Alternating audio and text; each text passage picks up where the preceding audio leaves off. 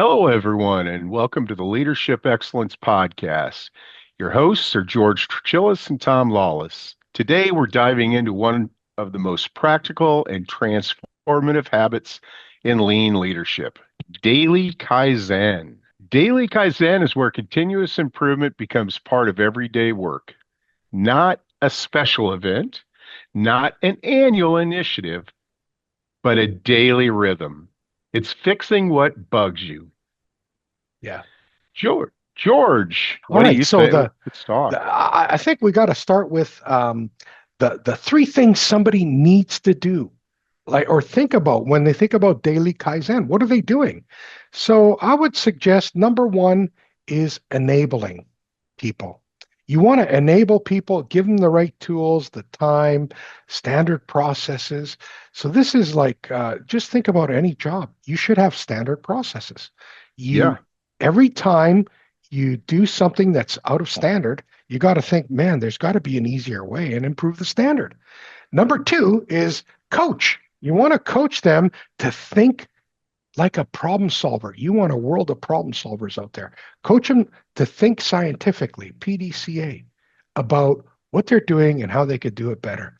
Coach, and then finally, as a team, you want to develop the team. You want to strengthen the team's ability to think scientifically and act autonomously over time. You don't want to be there doing all the work. So, as a leader, it's almost like you have to remove yourself from the situation. You want a company that's capable. If you want that, then you better enable your people. You better coach them, and then you better develop the teams so that their ability grows over time because you can't do it all by yourself.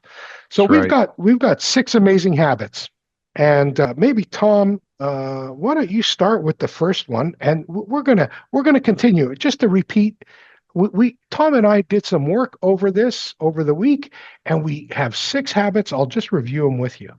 Six winning habits. One, go to the Gemba. This is always going to be number one, no matter what. Go to the real place where the action is. Identify and expose problems.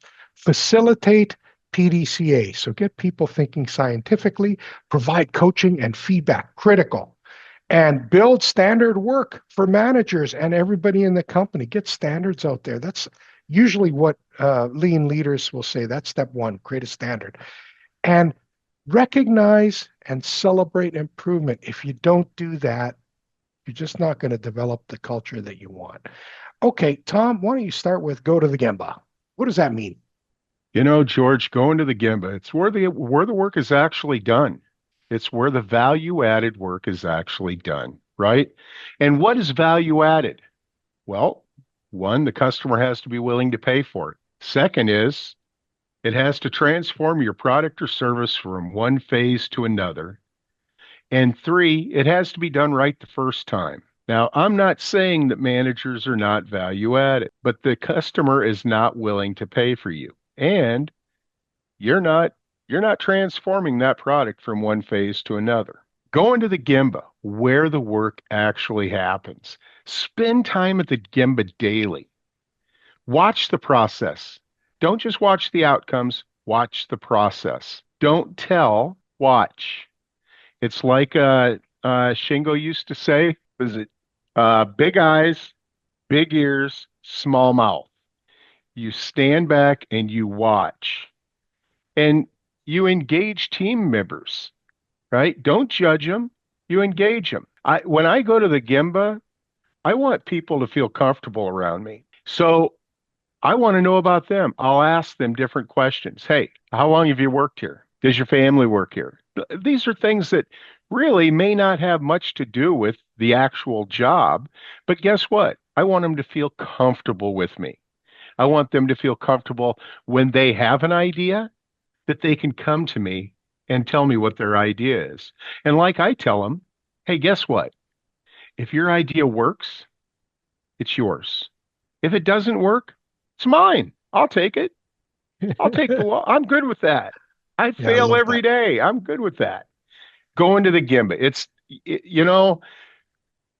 I love that leaders will put it on their list of, hey, I have to go to the Gemba. But usually those Gemba walks are like what? Every week they say, "Oh, I have to go to the Gemba." And like I asked some of them is, "All right, so how many times do you walk by the plant door or walk by where the work is being done?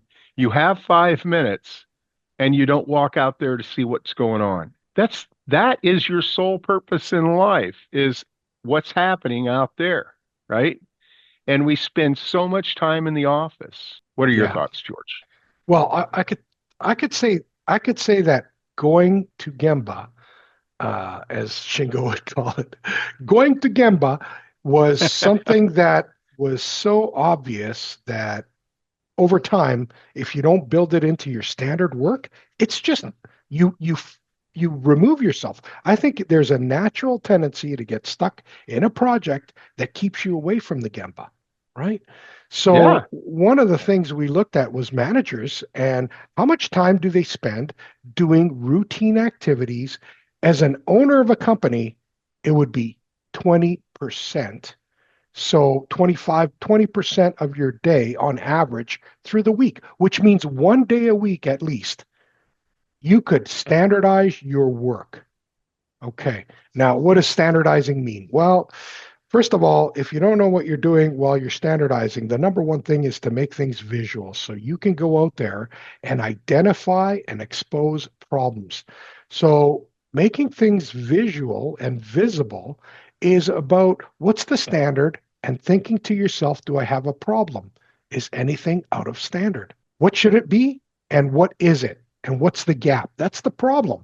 And that's yeah, why you want to go through problem solving at some point, but identifying and exposing problems is different than problem solving.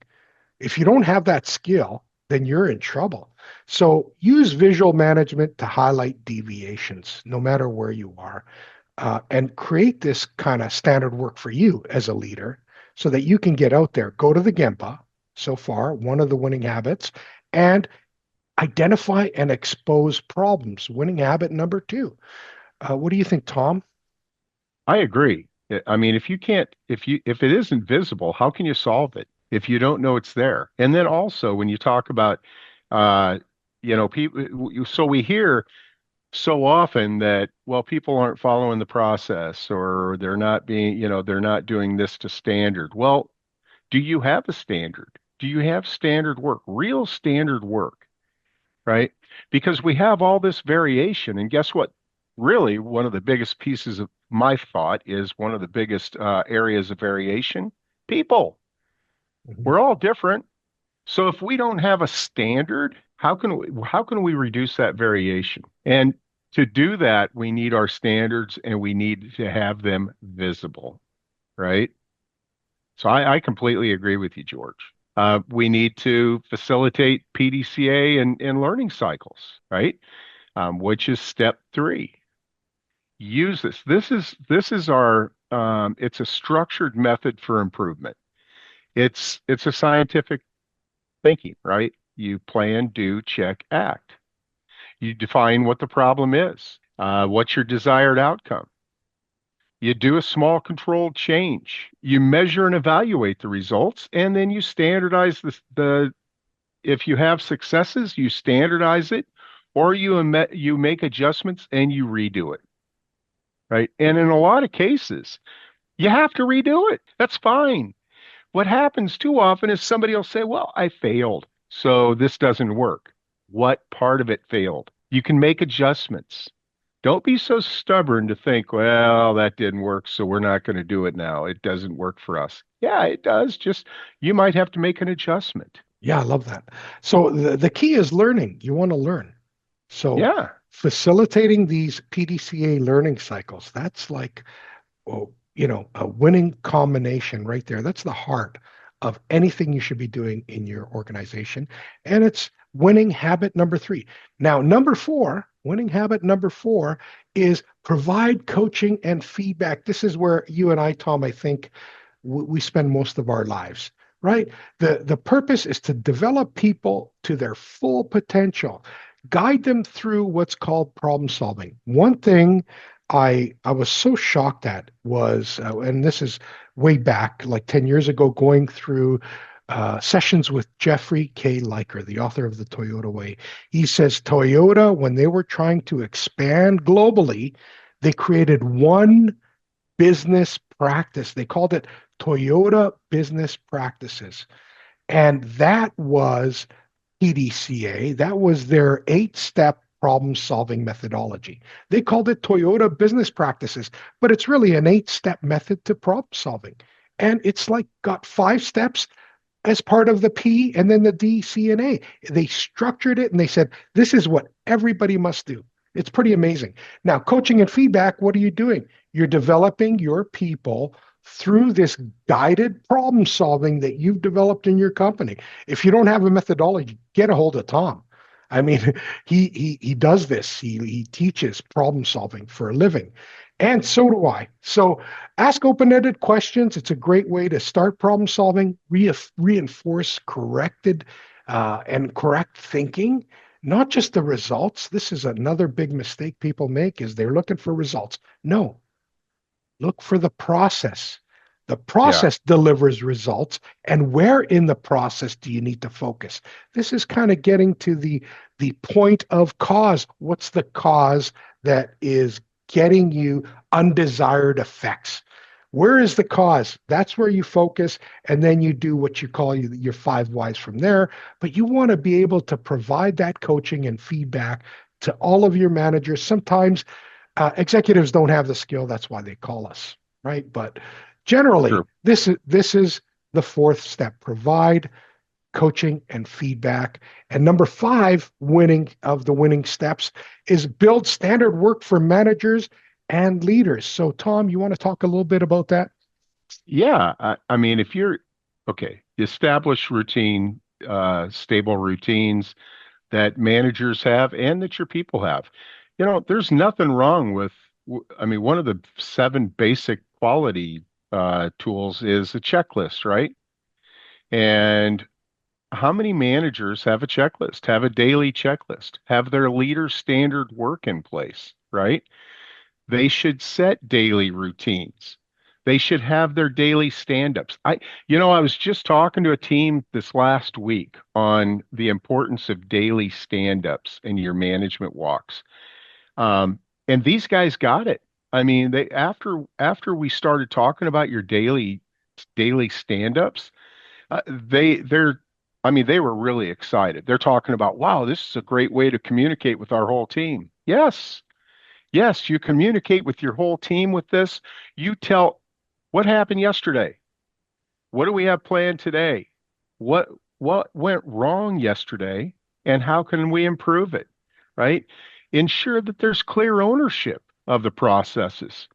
And then regularly review these and hold Kaizen meetings. But you standardize the leadership behavior, right? So yeah, I can't stress enough on how building work for managers and teams and daily stand-ups. Daily stand-ups are uh, once again, if you can't see it, you can't fix it. Yeah, I love And it. daily stand-ups show what's really happening. I was just talking to somebody else too this week, and it's one of our coaches, and he was talking about um, another value, not safety. I said, well, one of the things with safety is to build it into your daily stand-ups. For example, I told him in the construction industry, they make it a habit of getting everybody together at the beginning of the shift and doing stretches. And he thought that was amazing. I said, do you know, I was there at one of these organizations. I had to do my stretches. It felt so good. I felt great that day. It's amazing that I don't stretch every day. It's one of those things. And that's part of your daily habits. One of the ways to do this is look at the core values of your organization and say, how are we going to achieve safety? Well, look at all the things you could be doing, including building it into your winning habit of, standard work for a leader. Yeah. Okay. So that's number 5. Number 6, this is my favorite. I really love this, and I'll tell you why, is I had to learn it. Recognize and celebrate improvements. When I was a young leader, I was of the opinion that, look, I don't want any compliments. Tell me what I'm doing wrong and I will change. That was my approach. So therefore, I thought everybody else just wanted to be told what they're doing wrong so they can improve. It's an extension of my world, but that's not the case. Reality is you have to recognize and celebrate these improvements only because you'll be motivating and inspiring people to do more rather than sapping the energy out of them. You're zapping them with energy. And you got to acknowledge these wins and publicly share the lessons. Remember, it's not about one person. It's, it's about everybody. And you encourage others to do the same. I've got in the Harada app, I've got a section where I'm encouraging people to go in and make an improvement, share with the world, and keep this up because it's really up to you. Self-reliance is you got to do it for yourself. If you want a place to report in, well, we got places to report in globally. So that's the sixth winning habit. Tom, do you have anything to add? No, I mean, I completely agree. I think you're reinforcing the culture and the improvement, and you're keeping people involved, right? Because if it's out of sight, it's out of mind. Yeah. I'm going to say this that taking a polar opposite view is what we're going to start doing. Tom is Yeah. agreeing with me. And if he doesn't, I want him to say, look, I don't agree. Make sure the environment is safe Oh, yeah. for That's a very discussion. good point. Yeah. Very good point. Don't just agree to be agreeing. Okay, so Yeah. what Yeah. we've done today is we've covered our three core responsibilities in building a great daily Kaizen, which is look, enable people, coach and develop people, and develop teams. So this is it. Uh, you're developing people to support you and become capable of supporting your organization as it moves forward. What's their capability level? Maybe a metric. You should create one for your organization and start working the gap between perfection or, okay, continuous improvement, daily continuous improvement, and where you are today. That's the gap. Go to it. These are the six winning habits. Tom, anything else to add? No, I really appreciate it, George. I really like the Kaizen, daily Kaizen. It's small improvements, right? You don't have to have this huge event. It's small improvements. That's it. Keep on listening to us and make little improvements. You'll get there.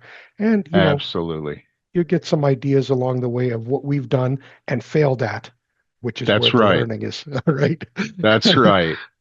All right. Take care, everybody. See you next week. Thank you.